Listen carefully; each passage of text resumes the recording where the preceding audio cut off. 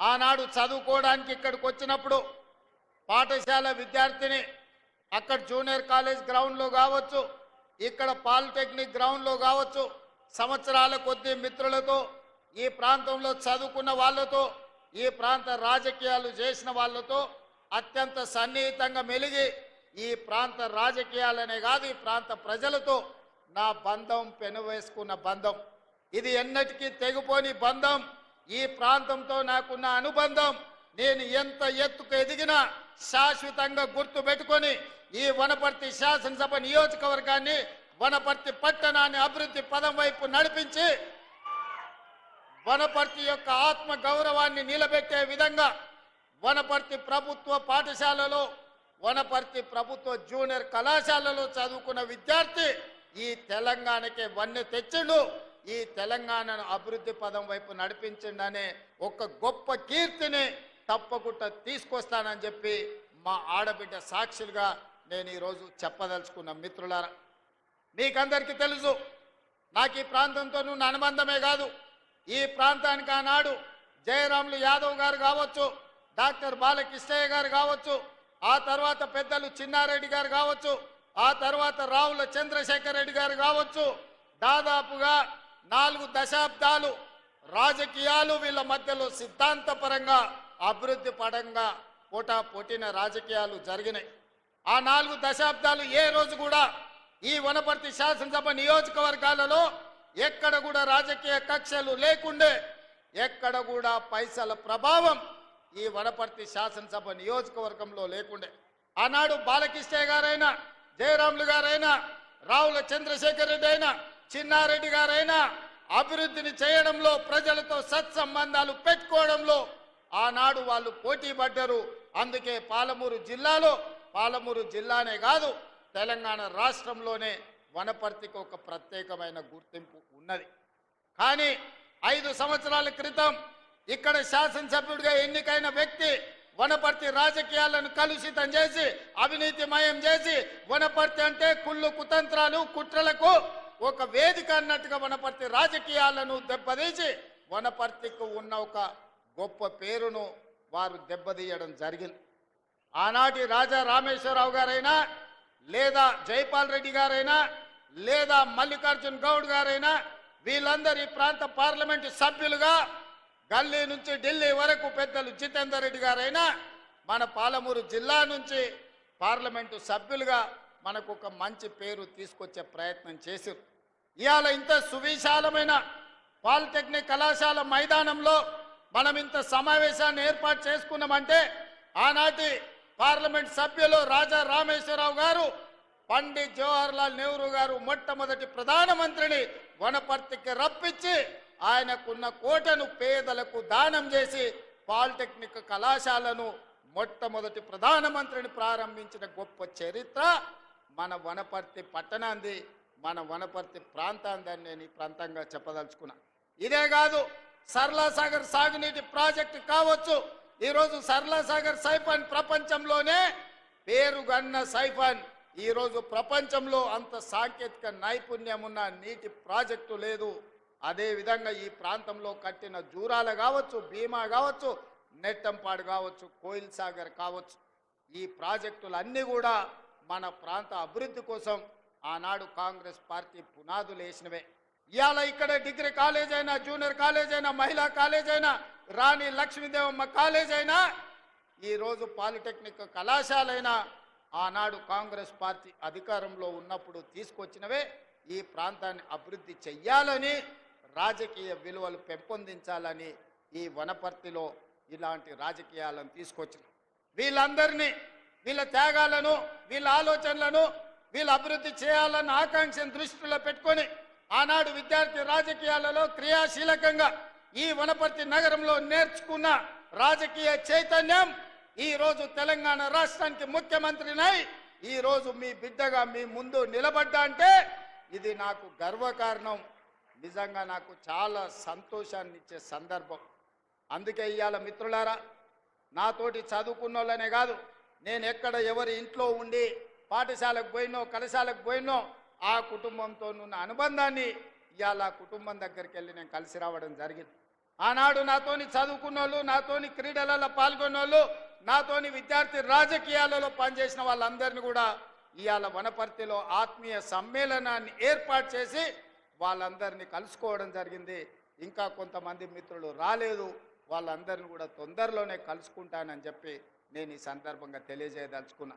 ఇవాళ ఈ వనపర్తిలో దాదాపుగా మా మిత్రుడు బట్టి విక్రమార్క గారి సహకారంతో మా ఎమ్మెల్యే గారు, మా ఎంపీ గారు పట్టుబట్టి 1000 కోట్ల రూపాయలతోని ఈరోజు ప్రాజెక్టులను, అభివృద్ధి పనులను ప్రారంభించుకోవడమే కాదు, మా స్వయం సహాయక సంఘాలు, మా ఆడబిడ్డలకు ఈరోజు మా సీతక్క, మా చీఫ్ సెక్రటరీ గారు దాదాపుగా సంఘాలకు 1000 కోట్ల రూపాయల నిధులను ఇవాళ ఆడబిడ్డల అభివృద్ధి కోసం విడుదల ఈ వనపర్తి నగరం నుంచే మనం చేసుకోవడం జరిగింది.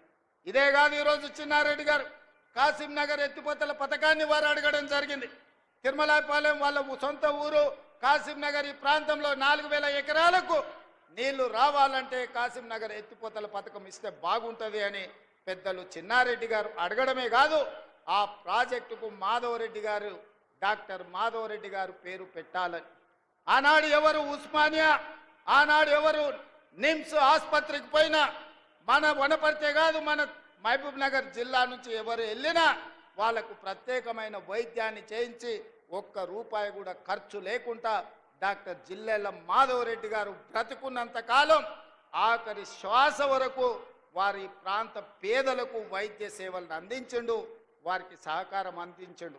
తప్పకుండా డాక్టర్ చిన్నారెడ్డి గారు అడిగిన కాసిం నగర్ ఎత్తిపోతల పథకాన్ని మా ప్రభుత్వం మంజూరు చేస్తుంది. 4000 ఎకరాలకు నీళ్ళు ఇవ్వడమే కాదు, డాక్టర్ మాధవరెడ్డి గారు పేరు పెట్టి వారు శాశ్వతంగా వారి సేవలను ఈరోజు గుర్తు చేసుకునే విధంగా పెట్టుకుంటాం. అదే కాదు, మా శాసనసభ్యుడు ఇలా అడిగాడు, జయరాములు గారి పేరు పెట్టాలి, డాక్టర్ బాలకృష్ణయ్య గారి పేరు పెట్టాలి అని. నాకు ఇంత గొప్ప అవకాశం, డాక్టర్ బాలకృష్ణయ్య గారి పేరు, జయరాములు గారి పేరు పెట్టే అవకాశం ఈ రోజు ఈ సంస్థలకు వచ్చింది.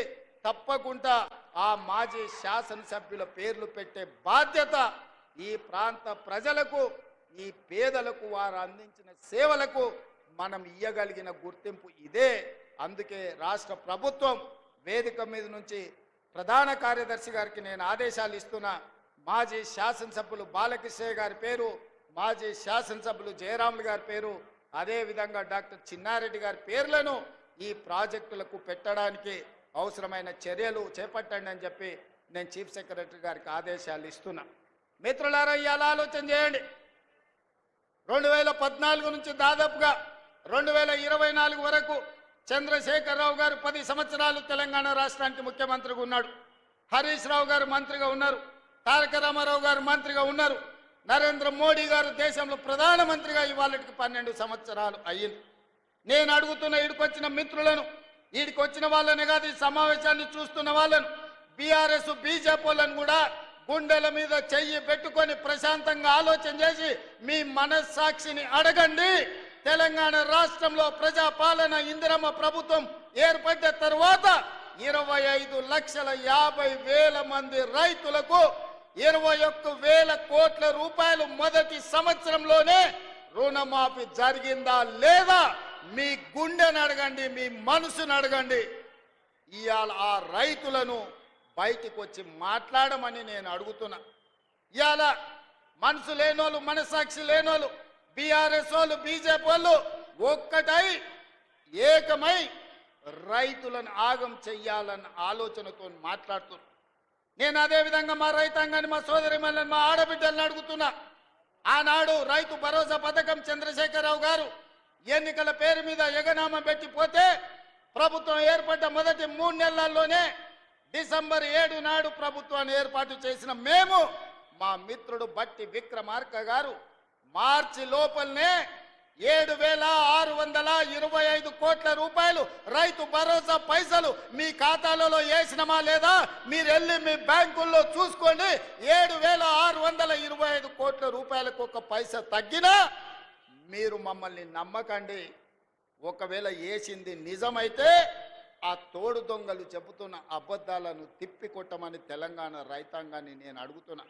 ఇవాళ తెలంగాణ రైతాంగాన్ని, ఎర్ర ఎండలు మండుతున్నాయి, విద్యుత్ వినియోగం పెరిగింది, ఇవాళ 16,000 మెగావాట్ల పైన ఈరోజు విద్యుత్తు అవసరం పడుతున్నది. కానీ ఒక్క గంట అయినా ఎక్కడైనా విద్యుత్తు కోతలు విధించినమా? ఇవాళ 24 గంటల వ్యవసాయ విద్యుత్తు రైతులకు ఉచితంగా అందించడమే కాదు, ఆనాడు ఇవ్వండి ఈనాడు పేదోళ్లకు 50 లక్షల కుటుంబాలకు మా ఆడబిడ్డలు చెప్పాలి, మా అక్కలు చెప్పాలి, మీరెవరైనా ఇంటి బిల్లు కడుతుండ్రా 200 యూనిట్ల వరకు ఒక్క పైసా లేకుండా మా ఆడబిడ్డలకు ఇంటి కరెంటుకు బిల్లు కట్టకుండా మాఫీ చేసింది నిజం కాదా? మా అక్కల్ని నేను అడుగుతున్నా, మీరు ఒక్కసారి ఆలోచన చెయ్యండి. ఇంటి బిల్లు కట్టక 15 నెలలు అయింది కదా, బట్టి గారు ఒక్క రూపాయనన్న మిమ్మల్ని అడిగినరా? మీ 50 లక్షల పేదోళ్ళ కుటుంబాలకు ఇవాళ 200 యూనిట్లు మేము ఇవ్వడం లేదా? ఇది నిజం కాదా అని చెప్పి మా ఆడబిడ్డలను అడుగుతున్నా. ఇదే కాదు, ఆనాడు 12 నూరులుండే సిలిండర్ ఈనాడు 50 లక్షల పేదవాళ్ళ కుటుంబాలకు 500 రూపాయలకే మీకు సిలిండర్ ఇస్తున్న మాట నిజం కాదా? వంట వండుతున్న ఇల్లును నడుపుతున్న మా ఆడబిడ్డలారా, మీ మనసాక్షిని అడగండి. 50 లక్షల కుటుంబాలకు 500 రూపాయలకే మీకు సిలిండర్ ఇస్తున్నామా లేదా? మేము సిలిండర్ మా ఆడబిడ్డలకు ఇచ్చిన మాట నిజమైతే బీఆర్ఎస్ బీజేపీలను సలాకి కాల్చి వాత పెట్టుండ్రి. ఎందుకంటే మన పాలమూరులో మనం రొట్టెలు చేసుకుంటాం, రొట్టెలు కాల్చేటప్పుడు సలాకి కూడా ఎర్ర కాల్చి వచ్చినోని చేయి చాపమని చెప్పి చేతి మీద వాతలు పెట్టుండ్రి బీఆర్ఎస్ బీజేపీలను అని చెప్పి మా అక్కలను నేను అడుగుతున్నా, మా ఆడబిడ్డలు నేను అడుగుతున్నా. ఇవాళ అక్క ఆనాడు అమ్మగారింటికి పోవాలన్నా ఆలయానికి పోయి అమ్మవారిని దర్శించుకోవాలన్నా ఇంటి ఆయన బస్సు కిరాయిస్తే పోయినట్టు, లేకపోతే లేనట్టు. నేను అడుగుతున్నా మా అక్కల్ని, అమ్మ ఇంటి ఆయన పనిపోతే మీరు బస్సు ఎక్కి అమ్మగారింటికి పోతే ఒక్క పైసాన్ని అడుగుతురా ఎవరైనా?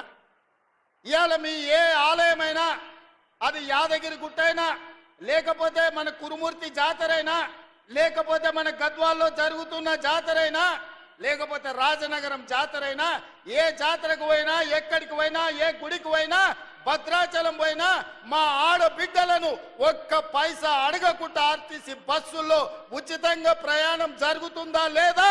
ఉచిత బస్సు ప్రయాణం చేసిన మా ఆడబిడ్డలు ఇక్కడ ఉంటే మీరందరూ చెయ్యెత్తి ఒక్క పైసా లేకుండా మేము బస్సులో ప్రయాణం చేసినామని మీరు ఆ బీఆర్ఎస్ బీజేపీలకు గుణపాఠం చెప్పండి. 150 కోట్ల మంది ఆడబిడ్డలు ఈ 15 నెలల్లో బస్సులో ఉచితంగా ఒక్క పైసా ఖర్చు పెట్టకుండా ప్రయాణం చేసిన మాట వాస్తవం కాదా? దీనికి మా బట్టి విక్రమార్క గారు 4,500 కోట్ల రూపాయలు ఆర్టీసీకి ఇచ్చిన మాట నిజం కాదా? ఇదే కాదు, మా ఆడబిడ్డల స్వయం సహాయక సంఘాలు ఆనాడు పివి నరసింహారావు గారు మొదలుపెట్టిన సంఘాలు చంద్రశేఖరరావు వచ్చినప్పుడు గ్రహణం పట్టినాయి. సూర్యగ్రహణం చంద్రగ్రహణం బట్టి ఎట్లా కనిపించుకుంటా పోతాయో ఈ చంద్రగ్రహణం బట్టి మా సంఘాలను మా ఆడబిడ్డలను నిర్వీర్యం చేసిన మాట నిజం కాదా? సున్నా వడ్డీ కానీ పావులా వడ్డీ కానీ మీ బ్యాంకు లింకేజ్ కానీ ఆనాడు చంద్రశేఖరరావు ఎప్పుడన్నా ఇచ్చిండా? మరి ఇవాళ నేను మా సీతక్క మా బట్టి గారు 1,000 కోట్ల రూపాయలు సంఘాలకు ఇచ్చి మీ లింకేజీలు ఇచ్చి ఇవాళ మిమ్మల్ని అభివృద్ధి పదం వైపు నడిపిస్తున్న మాట నిజం కాదా? ఇవాళ 1000 కోట్ల రూపాయలు ఈ వనపర్తి సాక్షిగా మా ఆడబిడ్డలకి ఇచ్చిన మాట నిజం కాదా? ఎవరన్నా అబద్ధం చెప్పచ్చు, ఇంటి ఆయన సాయంత్రం వేస్తే మర్చిపోవచ్చు, కానీ మా అక్కలు మర్చిపోతారా? మా ఆడబిడ్డలు మర్చిపోతారా అని నేను అడుగుతున్నా. ఇవాళ మా అక్కలకు మా సంఘాలు నిర్వీర్యం అవుతుంటే మా అధికారులను మా సీతక్కని పెట్టి సమీక్షించి ఇవాళ రాష్ట్రంలో 67 లక్షల మంది ఆడబిడ్డలను సంఘాలలో సభ్యులను చేసి రేపటి దినం 1 కోటి మందిని సంఘాలలో సభ్యులుగా చేసి మా ఆడబిడ్డల్ని కోటీశ్వరులను చేయాలని రోజుకు 24 గంటలు నేను కష్టపడుతుంటే బీఆర్ఎస్ వాడు బీజేపీ వచ్చి బండలు తీసుకొని కొడుతున్నారు. మా ఆడబిడ్డలు నిలదొక్కుంటే ఆడబిడ్డలు ఆశీర్వదిస్తే రాబోయే 15-20 ఏళ్ళు రేవంత్ రెడ్డి ముఖ్యమంత్రిగా కాంగ్రెస్ పార్టీ అధికారంలో ఉంటే మా బతుకు బస్టాండ్ అవుతుంది, వనపర్తి బస్టాండ్లో బిచ్చమెత్తుకొని బతకాల్సి వస్తుందని బీఆర్ఎస్ వాళ్ళు బీజేపీ వాళ్ళు అబద్ధాలు చెప్తున్నారు. అందుకే ఇవాళ మా అక్కల్ని అడుగుతున్నా, మీ సంఘాలను ఆదుకునే బాధ్యత నాది కాదా? మీ సంఘాలకు హైదరాబాదు హైటెక్ సిటీ పక్కన పెద్ద పెద్ద ఐటీ కంపెనీలు ఉన్న దగ్గర వందల కోట్లు ఎకరాలు ఉన్న దగ్గర 100 కోట్ల విలువైన భూమి 3.5 ఎకరాలు మీ సంఘాలకు హైటెక్ సిటీ శిల్పారామం పక్కన 150 షాప్స్ పెట్టుకొని మీ ఉత్పత్తులను ప్రపంచానికి అమ్ముకునే విధంగా బిల్ గేట్స్, బిల్ క్లింటన్ ఎవరు వచ్చినా మీ సంఘాల నైపుణ్యం చూసే విధంగా శిల్పారామం పక్కన మీకు 3.5 ఎకరాలు నేను ఇయ్యలేదా? నిజం కాదా? మా ఆడబిడ్డలు నేను అడుగుతున్నా. ఎన్నడైనా మీరు ఊహించరా? విప్రో, ఇన్ఫోసిస్, మైక్రోసాఫ్ట్ లాంటి పెద్ద పెద్ద ప్రపంచ దిగ్గజాలైన పరిశ్రమల పక్కన 3.5 ఎకరాలు మా బిడ్డలకు ఇచ్చి మా ఆడబిడ్డలు ఆత్మగౌరవంతో అదాని అంబానీలతో పోటీ పడే విధంగా మీకాడ 3.5 ఎకరాలు ఇచ్చి 150 షాపులు పెట్టి మీరు చేసే ఉత్పత్తులను ప్రపంచానికి ఎగుమతి చేసే విధంగా అనుమతి ఇవ్వలేదా అని మా ఆడబిడ్డలను అడుగుతున్నా. అంతెందుకు, ఒకనాడు సోలారు విద్యుత్ అంటే అదాని అంబానీలు పెట్టుబడులు అన్నారు. నేను ఇవాళ మా బట్టి విక్రమార్క గారి సహకారంతో సోలారు విద్యుత్ అదాని అంబానీలు కాదు, మా ఆడబిడ్డలు కూడా ఉత్పత్తి చేస్తారని 1000 మెగావాట్ల ప్రాజెక్టులు మా ఆడబిడ్డలతోని ఒప్పందం చేసి మిమ్మల్ని పారిశ్రామికవేత్తలుగా మార్చిన మాట నిజం కాదా? ఒకవేళ నిజం అయితే బీఆర్ఎస్, బీజేపీలకు బుద్ధి చెప్పండి అని నేను అడుగుతున్నా. అంతెందుకు, ఆర్టీసీ బస్సులు పెద్ద పెద్ద కంపెనీలు కిరాయికి పెట్టుకునేది. కానీ ఇవాళ ఈ ఆర్టీసీ బస్సులు 1000 బస్సులు మా ఆడబిడ్డలు కొని ఆర్టీసీకి కిరాయికి పెట్టి 1000 బస్సుల యజమానులను మా ఆడబిడ్డల్ని చేసిన మాట నిజం కాదా? ఇవాళ 1000 బస్సుల యజమానులుగా మారిన మీరు పెట్టిన బస్సుల్లో, మీరు కొన్న బస్సుల్లో మీ ఆడబిడ్డలు, మీ పిల్లలు చదువుకోవడానికి ఉచితంగా వెళ్తుంటే ఇవాళ మీకు గౌరవం పెరిగిందా, తగ్గిందా? ఆనాడు కేసీఆర్ ఉన్నప్పుడు ఇంటి ఆయన మందు దాగొచ్చి కొడుతున్నప్పుడు ఎట్లుండే, ఇవాళ మీ సోదరుడు రేవంత్ రెడ్డి వచ్చిన తర్వాత మీ వ్యాపారాలు పెరిగిన తర్వాత మీ గౌరవం పెరిగిందా లేదా ఒక్కసారి ఆలోచన చేయండి అని మా అక్కల్ని అడుగుతున్నా. ఇవాళ నేను ఒకనాడు పాఠశాలల్లో బట్టలు కుట్టాలంటే చంద్రశేఖరరావు పెద్ద పెద్ద కంపెనీలకు ఇచ్చి కమిషన్లు మెక్కిండు. ఇవాళ ప్రభుత్వ పాఠశాలల్లో, హాస్టళ్లలో ఆడపిల్లలకు, మగపిల్లలకు 1,30,00,000 జతలు బట్టలు, ప్రతి జతకు 75 రూపాయలు కుట్టుగూళ్ళు ఇచ్చి ఈరోజు మీకు 10,000 మిషన్లు మైనారిటీ కార్పొరేషన్ ద్వారా ఇచ్చి ఈరోజు పాఠశాల పిల్లలు మొదటి రోజే బట్టలు కుట్టించే వ్యాపారం మీకు నేను ఇచ్చినా లేదా? ఇవాళ మా అక్కల్ని ఆలోచన చేయమని నేను అడుగుతున్నా. ఇవాళ పాఠశాలల నిర్వహణ, అమ్మ ఆదర్శ పాఠశాల పేరు మీద పాఠశాలలు మీ పేదోళ్ళ పిల్లలు, మీ పిల్లలు ఏ పాఠశాలలు అయితే చదువుతున్నారో ఆ పాఠశాలలు నిర్వహించే బాధ్యత మా ఆడబిడ్డలకు అమ్మ ఆదర్శ పాఠశాల ఇచ్చింది నిజం కాదా అని మా ఆడబిడ్డలు నేను అడుగుతున్నా. ఈరోజు మా ఆడబిడ్డల్ని శక్తివంతులు చేసి మా ఆడబిడ్డల చేతుల్లో నగదు ఉంటే గలగలలాడుతుంటే కుటుంబం బాగుపడుతుంది, పిల్లలు చదువుకుంటారు, ఇంటి గౌరవం పెరుగుద్దని ఇవాళ నిర్ణయం తీసుకున్న మాట నిజం కాదా? ఇవాళ 4,50,000 ఇందిరమ్మ ఇండ్లు ప్రతి ఇంటికి 5 లక్షల రూపాయలు ఉచితంగా ఇచ్చి 4,50,000 ఇండ్లు ఆడబిడ్డల పేరు మీదనే మంజూరు చేసి ఇంటి యజమానులుగా మిమ్మల్ని చేస్తున్న మాట నిజం కాదా? పనులను మన నారాయణపేటలో మనం ప్రారంభించుకోలేదా? ఒక్క సంవత్సరం తిరిగే లోపల ఒక్క ఆడబిడ్డల కోసమే ఇన్ని చేస్తే విద్యార్థులకు, నిరుద్యోగ యువకులు మీరు గుండె మీద చేయి పెట్టుకొని ఆలోచన చేయండి.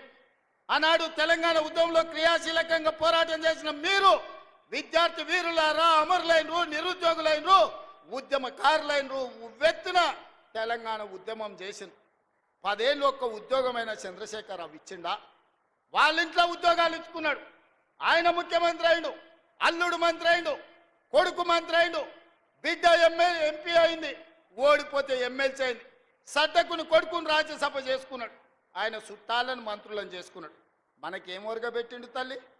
కానీ అదే ఇందిరమ్మ రాజ్యం వచ్చిన తర్వాత ప్రజాపాలనలో మొదటి సంవత్సరం నిరుద్యోగ యువకులకు ప్రభుత్వ ఉద్యోగాలు 55,163 ఉద్యోగాలు భారతదేశంలోనే స్వతంత్రం వచ్చినప్పటి నుంచి ఈనాటి వరకు ఒక్క సంవత్సరంలో 55,000 ఉద్యోగాలు ఇచ్చిన ప్రభుత్వం ఏదైనా ఉందంటే మీ తమ్ముడి ప్రభుత్వం, మీ అమ్మ ఇందిరమ్మ ప్రభుత్వం తప్ప గత పాలకులు చేసింది కాదు.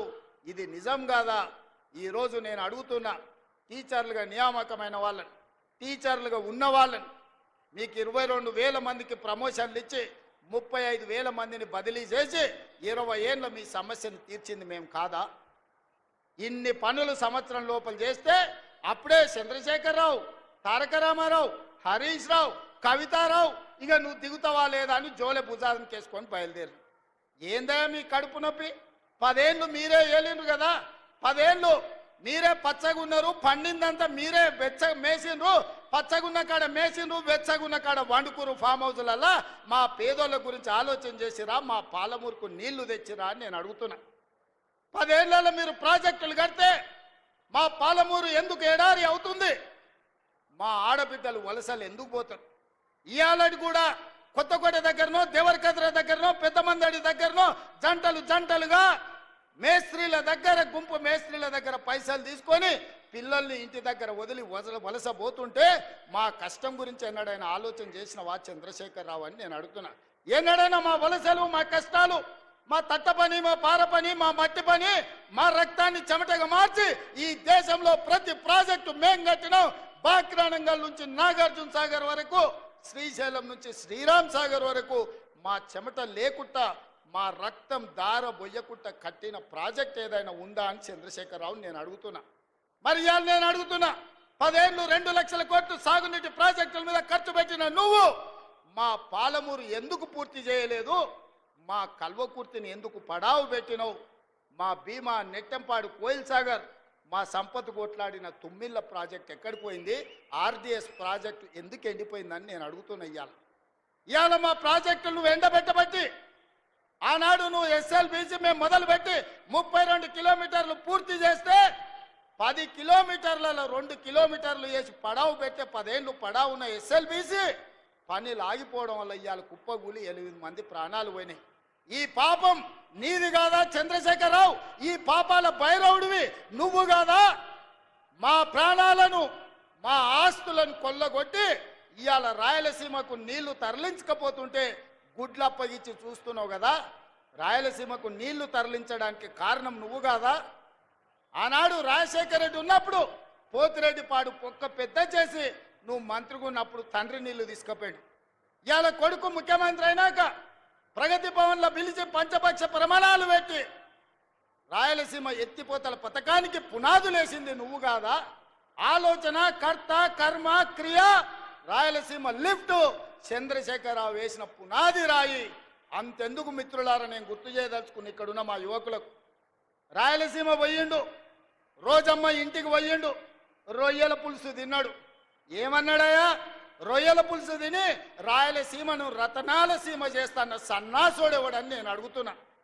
రోజమ్మ పెట్టిన రొయ్యల పులుసు తింటేనే రాయలసీమను రతనాల సీమ చేయాలన్న చంద్రశేఖరరావు మా పాలమూరు, కరీంనగర్ నుంచి వలస వచ్చిన నిన్ను హక్కున పెట్టుకొని గుండెల్లో పెట్టుకొని భుజాల మీద మోసి పార్లమెంటు సభ్యుడిగా ఢిల్లీకి పంపిస్తే ఇవాళ తెలంగాణ రాష్ట్రానికి ముఖ్యమంత్రి అయినవు. మరి మాకెంత చేయాలో నువ్వు? ఇవాళ నిన్ను ఎంపీగా గెలిపించినందుకు నీ చర్మం వచ్చి మా పాలమూరు బిడ్డలకు చెప్పులు కుట్టించినా కూడా అది తక్కువనే అవుతుంది. నువ్వు పాలమూరు ద్రోహివి. కృష్ణానది జలాలు ఈరోజు ఆంధ్రప్రదేశ్, రాయలసీమ కొల్లగొట్టుకపోతుందంటే 100% దుర్మార్గుడివి నువ్వు. ఈరోజు 811 టీఎంసీల్లో 512 టీఎంసీలు ఆంధ్రకు తీసుకుపోయినని సంతకం పెట్టిన దుర్మార్గుడివి. ఇవాళ సంతకమే తెలంగాణ రైతాంగానికి యమపాశమై ఈరోజు మా ప్రాణాలను బలిగొనే పరిస్థితి వచ్చింది. అందుకే ఇవాళ ప్రాజెక్టుల మీద, నీళ్ల మీద, పడావు పడ్డ పాలమూరు మీద, ఇక్కడ పుట్టి ఇక్కడ పెరిగి, పుట్టింది అచ్చంపేట్ల, పెరిగింది వనపర్తిలా, గెలిచింది కొడంగల్లా, ఈ పాలమూరు రుణం తీర్చుకోనికనే తెలంగాణ ముఖ్యమంత్రినైనా మా నారాయణపేట కొడంగల్ మక్తల్ ప్రాజెక్టు ప్రారంభిస్తే కేసులేసి అడ్డుకోవాలనే ప్రయత్నం చేస్తున్నావు. ఎస్ఎల్బీసీని పడావు పెడితే పని చేయాలంటే అడ్డం వచ్చి పండుకుంటున్నావు. ఇవాళ మా పాలమూరును పడావు పెట్టిందే నువ్వు చంద్రశేఖరరావు. నిన్ను నమ్మినందుకు మమ్మల్ని నట్టేట ముంచినవు. వెనకటికి పెద్దలు చెప్పినట్టు నమ్మి నానబోస్తే పుచ్చి బుర్రెలేనని ఇవాళ చంద్రశేఖరరావు నమ్ముకున్నందుకు పాలమూరు జిల్లా ఎడారిగా మారింది. అందుకే మిత్రులారా, ఇవాళ మీరు ఒక్కసారి ఆలోచన చేయండి.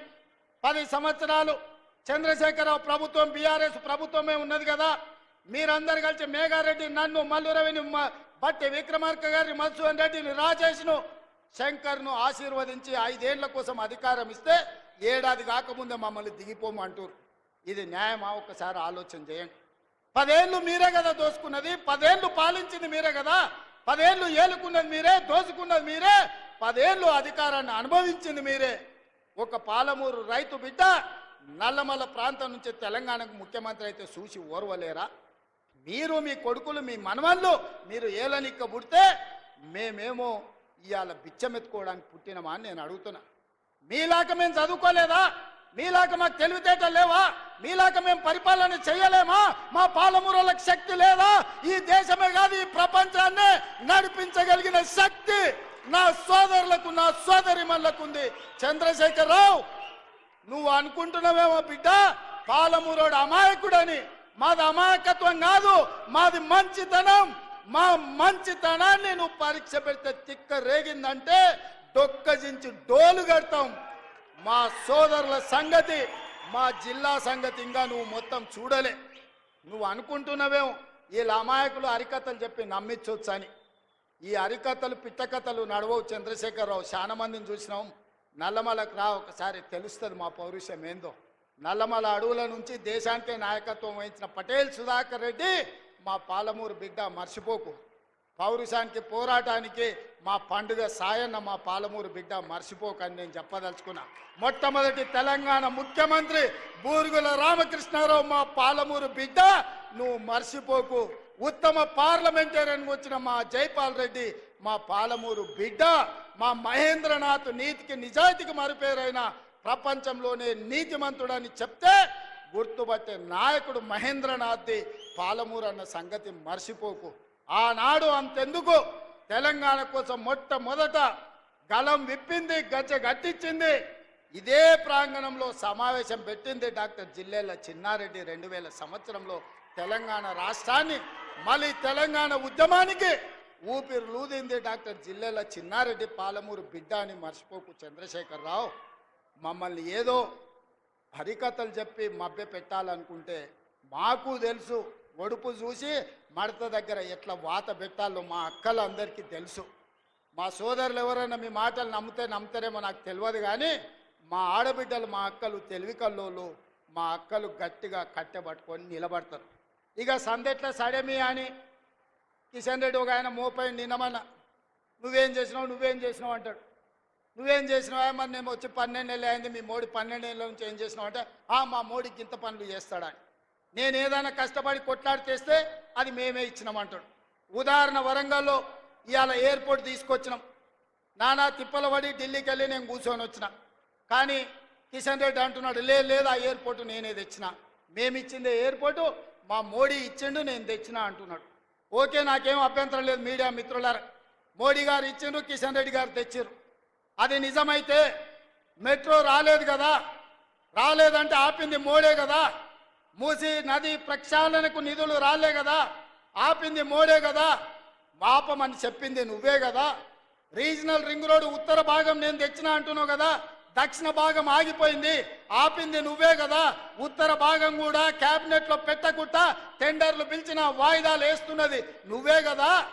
మా పాలమూరు రంగారెడ్డి ఎత్తిపోతలకు 60 టీఎంసీల నీటి కేటాయింపులు 10 ఏళ్ల నుంచి పెండింగ్ ఉన్నది కదా, ఆపింది నువ్వే కదా. ఈరోజు మా కాళేశ్వరానికి నీటి కేటాయింపులు, మా సమ్మక్క సారలమ్మ ప్రాజెక్టుకు నీటి కేటాయింపులు, మా సీతారామ సాగర్కు నీటి కేటాయింపులు కేంద్ర ప్రభుత్వం 10 ఏళ్ల నుంచి ఆపుతున్నదంటే మోడీ గారు ఆపినట్టే, కిషన్ రెడ్డి గారు చెప్పినట్టే కదా. ఈ లాజిక్ ఎందుకు మిస్ అవుతున్నావు కిషన్ రెడ్డి గారు అని నేను అడుగుతున్నా. వస్తేనేమో ఆయన ఖాతాలు రాసుకుంటాడట, రాకపోతేనేమో రేవంత్ రెడ్డి ఏం చేయలేదు అంటాడంట. నేను 55,000 ఉద్యోగాలు ఇచ్చిన, సంవత్సరానికి 2 కోట్ల ఉద్యోగాలు ఇస్తా అన్నాడు. 12 ఏళ్ళైంది ప్రధానమంత్రిగా మోడీ పదవి చేపట్టి 24 కోట్ల ఉద్యోగాలు ఇవ్వాలి. తెలంగాణ రాష్ట్రంలో నేను ఎల్బీ స్టేడియంలో తలలు లెక్క గట్టి 55,163 మందిని నేను తలలు లెక్క గట్టిస్తా. మీ మోడీ తెలంగాణలో ఎన్ని ఉద్యోగాలు ఇచ్చిండో నువ్వు లెక్క గట్టి చెప్పు కిషన్ రెడ్డి అని నేను అడుగుతున్నా. అయితే గీతే మోడీ ఇచ్చింది 2 బోడి ఉద్యోగాలు, ఒకటి కిషన్ రెడ్డికి, రెండోది బండి సంజయ్కి. ఇదంతా ఎట్లుందా అంటే గుండు అరగుండు బ్రహ్మానందం దగ్గరికి పోయినట్టు ఉంది. ఇవాళ నువ్వు ఏం తెచ్చినావో చెప్పు. ప్రత్యేకంగా నీ నియోజకవర్గంలో సికింద్రాబాద్లో వర్షాలు వచ్చి వరదల్లో మునిగిపోతే ఆనాడు హైదరాబాద్ ప్రజలకు లారీ పోతే లారీ ఇస్తాన్నారు, ఆటో పోతే ఆటో ఇస్తాన్నారు, బండి పోతే బండి ఇస్తాన్నాడు బండి సంజయ్ గారు. ఏమిచ్చిరు? సిల్లి గవర్నర్ ఇచ్చిరా అని నేను అడుగుతున్నా. ఏమి ఇయ్యలేక చేతగాక కేటీఆర్ మాట్లాడుతుంటే అసహనం అక్కసు కనిపిస్తుంది, కిషన్ రెడ్డి మాట్లాడుతుంటే అసూయగా అనిపిస్తుంది. ఎందుకంటే ఆయన నేను జర ఒక దగ్గరనే పెరిగినాం కొంతకాలం. అరే నాకంటే ముందుగాల నాకంటే చిన్నోడు తెలంగాణకు ముద్రైందని కడుపు నిండా అసూయ కుళ్ళు పెట్టుకొని కాళ్ళ కట్టె పెట్టే పని చేస్తున్నాడు కిషన్ రెడ్డి. నువ్వు ఇట్లాంటి తప్పుడు పనులు చెయ్యకు. ఎక్కువ రోజులు ముసుగు దొడుక్కొని నడపలేవు. మొన్నటికి మొన్న మనోహర్ లాల్ ఖట్టర్ కేంద్ర మంత్రి హైదరాబాద్కు వస్తా అంటే మొదట రాకుండా అద్దుకున్నాడు, రెండవసారి వచ్చాడు.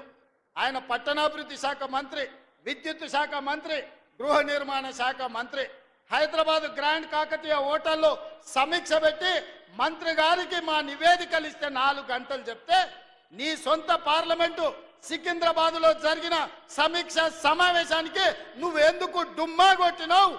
నువ్వెందుకు మనోహర్ లాల్ ఖట్టర్ను మెట్రో ఇవ్వమని అడగలేదు, పేదోళ్ళకి ఇందిరమ్మ ఇండ్లు ఇవ్వమని అడగలేదు, ఇవాళ విద్యుత్తులో ఆర్థిక సహాయాన్ని ఇవ్వమని ఎందుకు చెప్పలేదు కిషన్ రెడ్డి గారు?